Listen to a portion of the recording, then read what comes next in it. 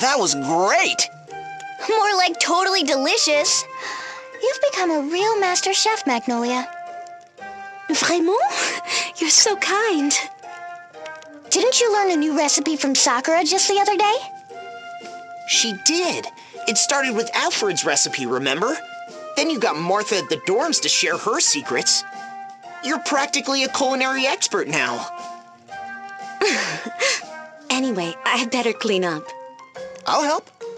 Merci. But it's quite all right. I believe the cook should also clean up. Oh, I'm so stuffed I can hardly move. I'm just gonna conk out right here. You shouldn't sleep right after eating, you know. Yeah, well, what happened to eat, sleep, and be merry, huh? That's, eat, drink, and be merry. For tomorrow we die.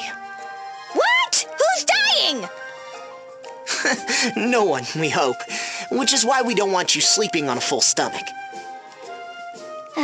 Anyway, we'll be back on the rub-a-dub soon. I can't wait to have a good long soak.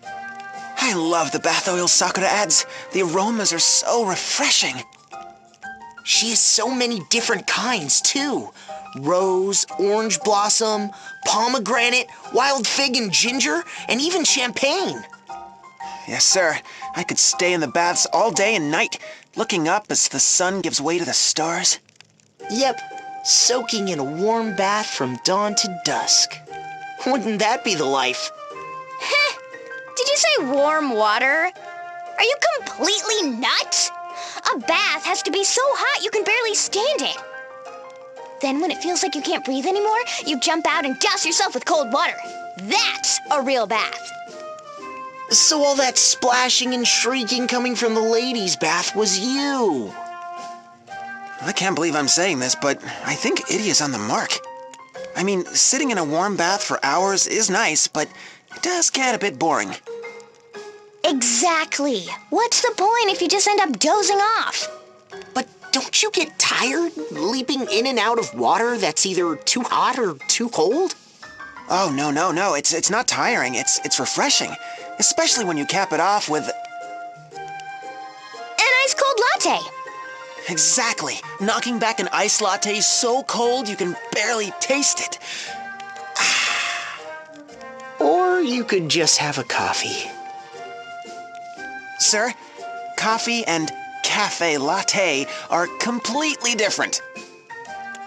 I think I can finally understand you. And you, my dear Idia.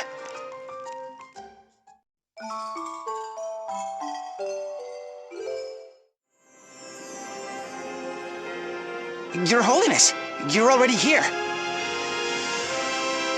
Caldisla disappeared from our memories, only to appear again all of a sudden. Something is amiss here. Indeed, and the king has just shared with me an equally disturbing tale. Do tell. For those of us on the outside, it was as though Caldisla suddenly returned to our memories. But for the people of this land, it was the existence of the rest of the world which came back to them only now. A most curious state of affairs indeed. I ask of you, Vestal of Wind, beg pardon, Your Holiness, I would hear your counsel. Whatever should I and my kingdom do? Your Highness, I thank you for welcoming me back to Caldisla with such warmth. As for your question... I'm glad your arm's feeling better. My arm? Yes, it's fine.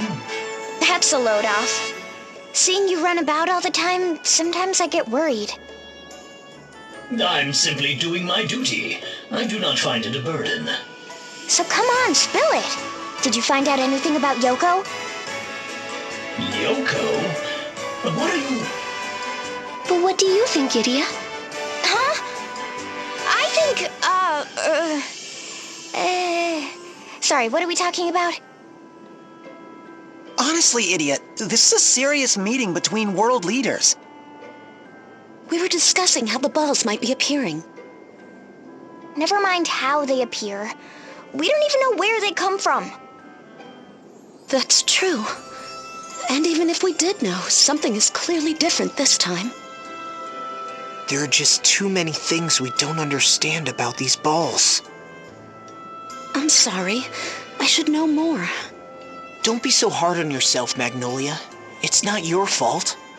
Our heroes, surely you must be exhausted after such a harrowing battle. Pray, stay the night and rest yourselves.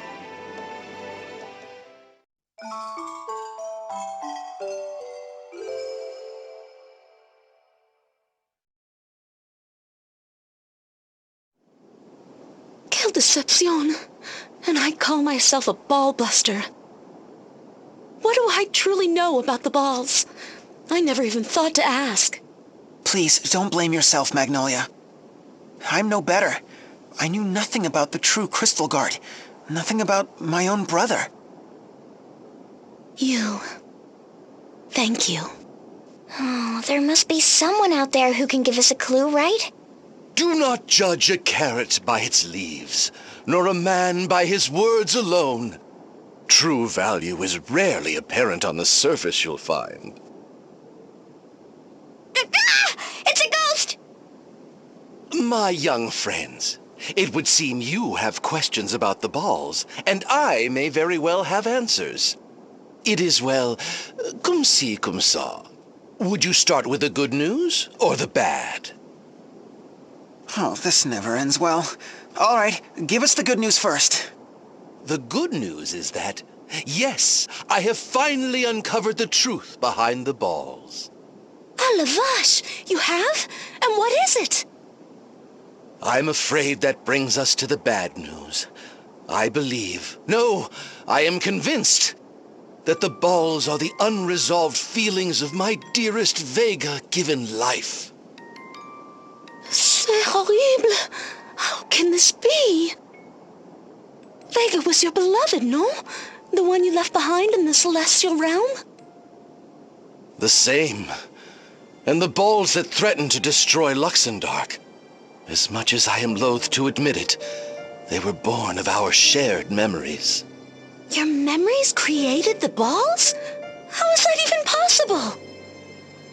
It is only a theory, but I believe that Vega even now harbors feelings of deep yearning and remorse, and that someone, something, has seized upon these emotions, giving them physical form as weapons of mass destruction.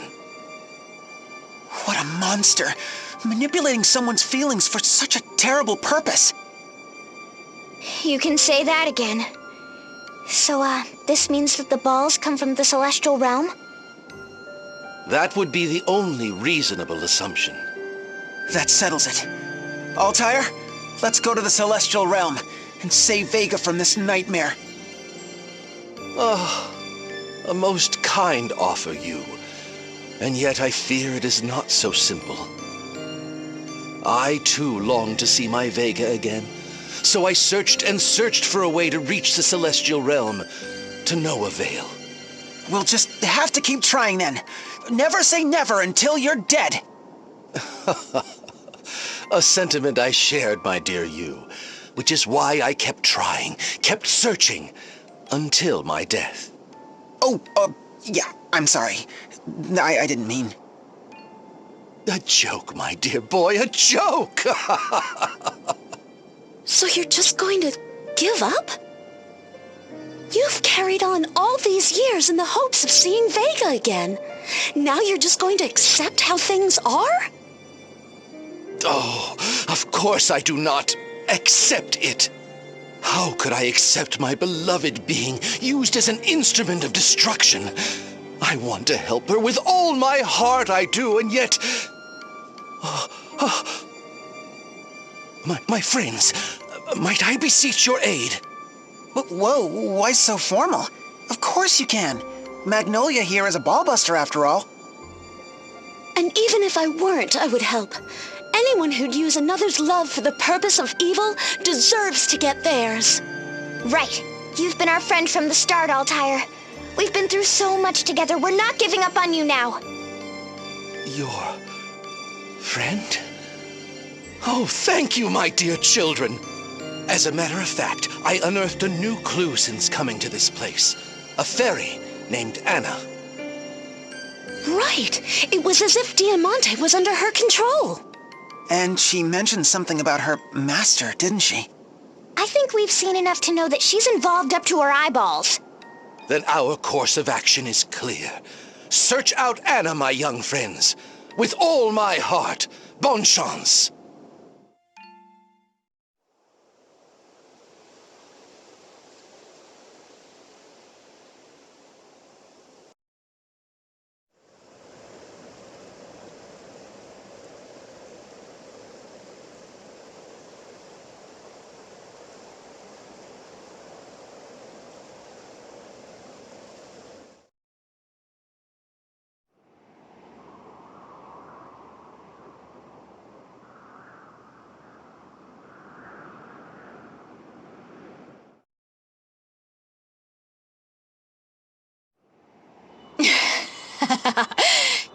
So there was a path between Luxendark and the Celestial Realm right here.